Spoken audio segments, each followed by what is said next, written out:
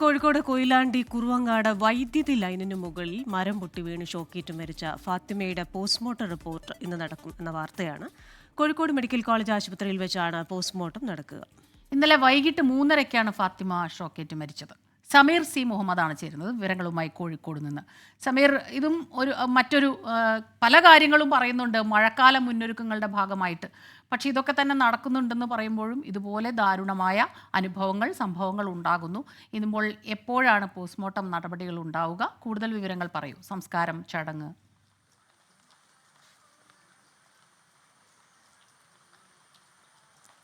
സ്മിത, ക്രിസ്റ്റിന, ഇന്നലെ വൈകിട്ട് 3:30 വീട്ടമ്മയ്ക്ക് ദാരുണാന്ത്യം സംഭവിച്ചത്. വൈദ്യുതി ലൈന് അവരുടെ വീടിൻ്റെ ടെറസിന് മുകളിലൂടെയാണ് കടന്നു പോകുന്നത്. അതിനോട് ചേർന്ന ഒരു മരം പൊട്ടി വീഴുകയായിരുന്നു. ആ മരം പൊട്ടി വീണത് ഈ വൈദ്യുതി ലൈനിലേക്കാണ്. ആ വൈദ്യുതി ലൈൻ വന്ന് വീണത് അവരുടെ അടുക്കളയോട് ചേർന്ന ഭാഗത്തും. പിന്നീട് ഈ ശബ്ദം കേട്ടാണ് വീട്ടമ്മയായിട്ടുള്ള ഫാത്തിമ പുറത്തേക്ക് ഇറങ്ങിയത്. ആ വേളയിലാണ് ഈ വൈദ്യുതി ലൈനിൽ തട്ടി ഷോക്കേൽക്കുകയും തൽക്ഷണം അവർക്ക് മരണം സംഭവിക്കുകയും ചെയ്തത്. നമുക്കിപ്പോൾ നമ്മുടെ ക്യാമറമാൻ അഭിത്ത് പകർത്തുന്ന ദൃശ്യങ്ങളിൽ കാണാം. അവരുടെ വീടിൻ്റെ തൊട്ടടുത്തായാണ് ഈ വൈദ്യുതി പോസ്റ്റുള്ളത്.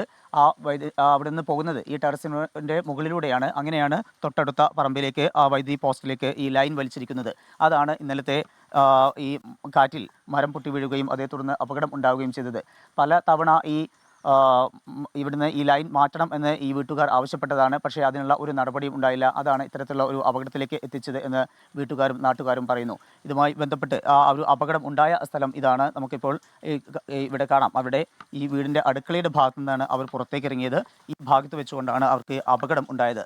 ഇപ്പോൾ ഇവിടെ വെച്ചുകൊണ്ട് ഈ മരക്കഷ്ണങ്ങളും അതുപോലെ തന്നെ ഈ വൈദ്യുതി ലൈനും ഉണ്ടായിരുന്നു. ആ വേളയിലാണ് അവർക്ക് ഇവിടുന്ന് ഷോക്കേൽക്കുകയും പിന്നീട് അവരുടെ തെറിച്ച് വീഴുകയും ചെയ്തത്. നമുക്കിപ്പോൾ അവരുടെ വെപ്പ്, പല്ല് ഉൾപ്പെടെ തെറിച്ച് പോയ അത്തരത്തിലുള്ള ഒരു ഭീതിപ്പെടുത്തുന്ന കാഴ്ച ഉൾപ്പെടെയാണ് നമുക്ക് ഇവിടുന്ന് കാണാനാവുന്നത്. ഇവിടെയാണ് അവർ വീണത്. പിന്നീട് നാട്ടുകാരും അതുപോലെ തന്നെ വീട്ടുകാരും ഒക്കെ ചേർന്നുകൊണ്ട് ഈ വൈദ്യുതി ലൈനിൽ നിന്ന് ഒരു മരം ഉപയോഗിച്ചുകൊണ്ട്, വടി ഉപയോഗിച്ചുകൊണ്ട് അവരെ വേർപ്പെടുത്തുകയാണ് ചെയ്തത്. ആശുപത്രിയിലേക്ക് എത്തിക്കുമ്പോഴൊക്കെ തന്നെ അവരുടെ മരണം സംഭവിക്കുകയും ചെയ്തു. ഏതായാലും ഇപ്പോൾ ഇതുമായി ബന്ധപ്പെട്ട് അവരുടെ ബന്ധുക്കളും നാട്ടുകാരും ഒക്കെ നമുക്കൊപ്പം ചെയ്യുന്നുണ്ട്. ഈ ടെറസിന് മുകളിലൂടെയാണ് വൈദ്യുതി ലൈൻ പോകുന്നത് എന്ന് പലതവണ നിങ്ങൾ പറഞ്ഞിരുന്നു അല്ലേ? പക്ഷേ അത് മാറ്റാനുള്ള നടപടി ഉണ്ടായില്ല എന്നാണ് പറയുന്നത്. അതായത് അവിടെ പോയിട്ട് പറഞ്ഞിട്ടില്ലെങ്കിലും ഇവിടെ വരുന്ന ലൈൻമാനും കുറച്ചവരൊക്കെ വരുമ്പോൾ അവരോട് പറയലുണ്ട്, ഇത് വളരെ അപകടമായിട്ടാണ് ഇപ്പോൾ ഉള്ളത്.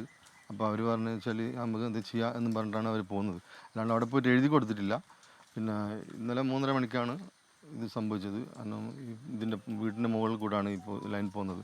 അത് മാത്രമല്ല 30 മീറ്ററിന് മേലെ ഉണ്ട് അവിടത്തേക്കുള്ള അടുത്ത പോസ്റ്റ്. അപ്പോൾ അത്രയും ഡിസ്റ്റൻസ് ഇതാക്കിയിട്ട് വേറെ ലൈനോ ഒരു പോസ്റ്റോ കാര്യങ്ങളോ അവർ വെച്ചിട്ടില്ല. പിന്നെ അവരറിയുന്നില്ല. കാരണം കുട്ടികളെ ഭക്ഷണം കൊടുത്ത് അവിടെ ഉള്ളിലിരിക്കുകയായിരുന്നു. അപ്പോൾ ഈ സൗണ്ട് കേട്ടപ്പോൾ വന്നത് നോക്കുമ്പോൾ അവർ അറിയുന്നില്ല ഇവിടെ ലൈൻ ഉണ്ടെന്നുള്ള. കാരണം മുകളിലുള്ള ലൈൻ മനസ്സിലാകുന്നത്. താഴെ വീട് പൊട്ടിയെന്ന് അവർ കാണുന്നുണ്ടാവില്ല.